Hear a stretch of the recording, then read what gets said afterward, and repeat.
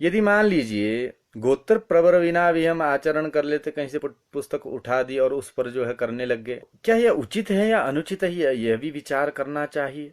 इस अज्ञान को परिष्कृत करने के लिए छांदोग्य परिशिष्ट में कात्यायन ऋषि के वचन पर ध्यान देना चाहिए सबको। यदि कोई कहे यहाँ कहाँ है, कौन गोत्र प्रवर कौन लेगा, शाखा में कौन, सब कुछ जो है हम तो पुस्तक उठा के लेंगे और उसी से करेंगे सब, क्योंकि छांदोग्य परिशिष्ट में कात्यायन ऋषि के वचन पर हमें ध्यान देना चाहिए। क्या कह रहे कात्यायन ऋषि जी?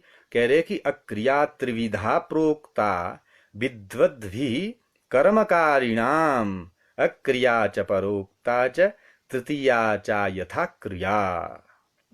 यहां उचित है कि 3 प्रकार से अक्रिया कही गई है।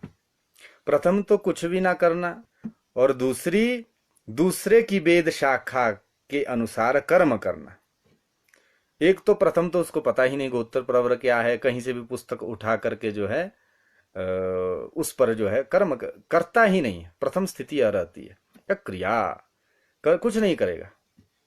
द्वितीय स्थिति कही कि वह किसी दूसरे पर शाखा, दूसरी शाखा में बोधित कर्तव्य कर्मों को जो है करता है। यथा संस्कार प्रकरण में पुंसवन संस्कार जब होता है, पुंसवन संस्कार में विष्णु पूजा का विधान जो है सर्वत्र क्वचित दिया रहता है, परंतु शाखा भेद से क्वचित जो है विष्णु पूजन का विधान नहीं है।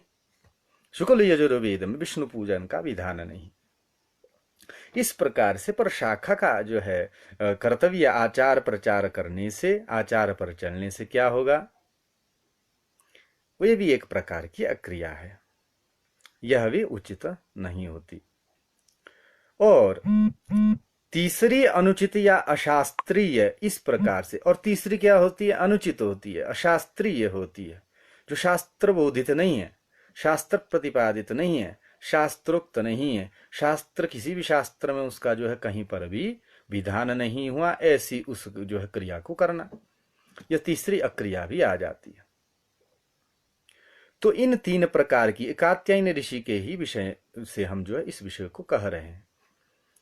तो ये 3 प्रकार की अक्रिया में पहले तो कुछ नहीं करना, द्वितीय स्थिति क्या रहती है कि पर शाखा का कर्म का अनुष्ठान करना, तृतीय स्थिति क्या रहती है, कुछ भी शास्त्रीय नहीं देखना, बस जो गाया कर्म कर देना। ये स्थितियां उचित नहीं होती।